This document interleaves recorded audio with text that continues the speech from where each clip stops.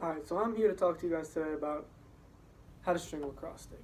Now, many people might ask, like, oh, why do I have to learn how to string a lacrosse stick? Like, yes, it is important, obviously, if you want to play lacrosse, you want to, like, kind of, like, learn how to do something fun, but it kind of, like, it's a very relaxing thing. It's kind of like the knitting of life, you know? It's like something that you can take your time, it's like a slow activity, and it's just something that is very, like, relaxing and very stress-free and kind of just something that can like take your mind off other things. It kind of just helps you with your hand-eye coordination, and it's kind of something that's very like beneficial just for like little tasks that you're gonna do later in life, whether just patience and just being able to accomplish the task like on your own.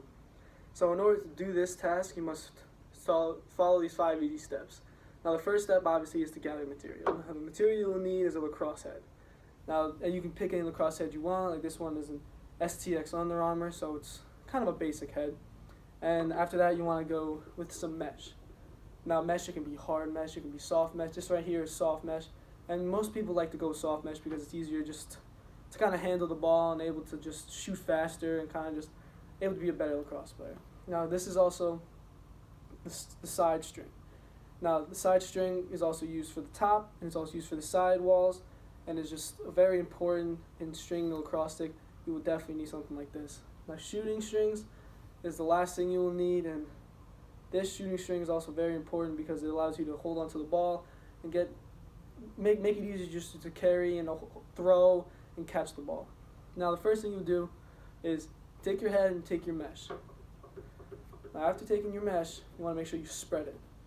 By spreading this mesh, it will be able to spread and kind of fit in the lacrosse stick because when you first get it, it's very skinny, so you want to make sure that you spread it and you're able to get it inside of the lacrosse stick.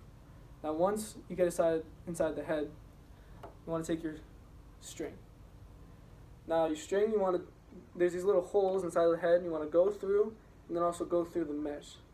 And you want to do that simultaneously through the whole entire top. So as you're doing this, it kind of just, like I said, it's like the sewing of life.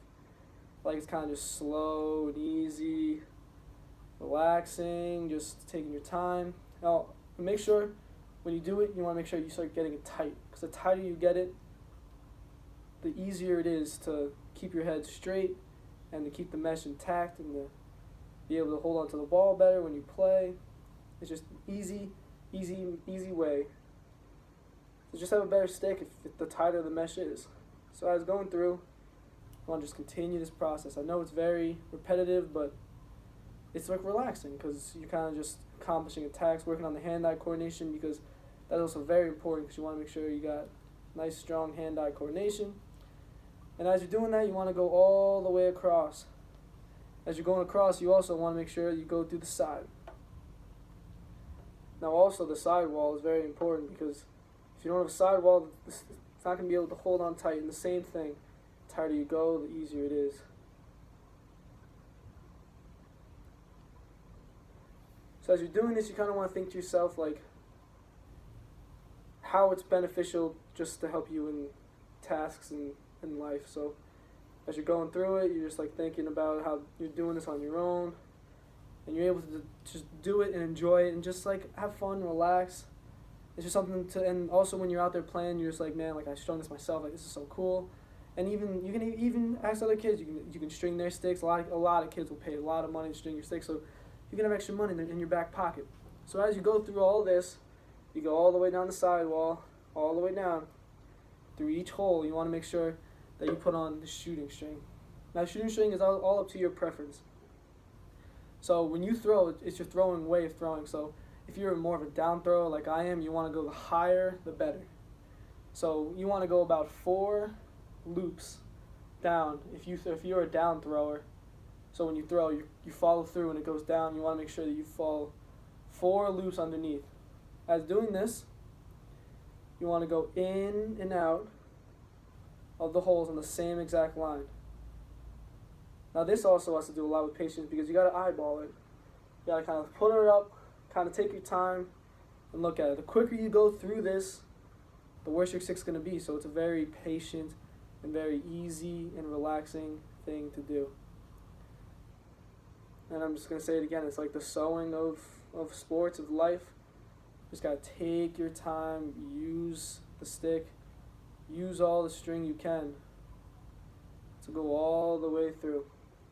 And as you're doing that, you also want to make sure that the sidewalls are tight, the mesh is tight, so that when you put the shooting string through, it shouldn't be flexible, it shouldn't be bending back, it should be nice and easy going. And as you do that, you go through the back, you're going to have a lot of extra shooting string left. And then what you do with that shooting string is just bring it back around. You want to go overlap, you want there to be a double layer, front and back, with just shooting string. And you can do more than one layer. I usually do one layer because it's an easier way to hold onto the ball. But 2 layers gives a lot more whip on it, and whip just means that it's going to throw more down. So if you're more of a high throw and like you kind of release high, the more strings, the downer is going to go, so it will benefit you a lot better because you don't want to be throwing high all the time because that's not a good way of playing. So a finished stick should look something like this. So this is a finished head that I use, and it's the same mesh, same stringing, same sidewalls. I did the whole thing myself. Just up and down, nice and tight. You can see it's nice and tight. And the shooting string, the one shooting string all the way up and down, across, over, just nice and tight. So in conclusion, after showing you all these 5 steps, I would just like to say that it's really just a nice, easy, relaxing thing to do. And even if you're not interested in lacrosse, if you're not interested in just doing it, it's kind of like just like the sewing of sports. It's kind of just something that you can do on your own, kind of just pick it up. And I mean, the stuff is a little expensive, but once you get the hang of it, people can pay you to do it. You can even just like do it for fun, start finding new ways of doing it. Like there's different ways, there's different mesh, there's hard mesh, there's different shooters, there's different everything. So after learning all these 5 steps, I hope that it will make you beneficial, not just in only stringing lacrosse sticks, but kind of just making you more relaxed in stuff that you do, and kind of just having better hand-eye coordination and just taking your time with the task, because not many people like taking time to task nowadays. So this is just something that you can learn and just take your time and just be able to just enjoy doing it, because not many things are like this, and without stuff like lacrosse sticks like this, just makes life more difficult than it needs to be.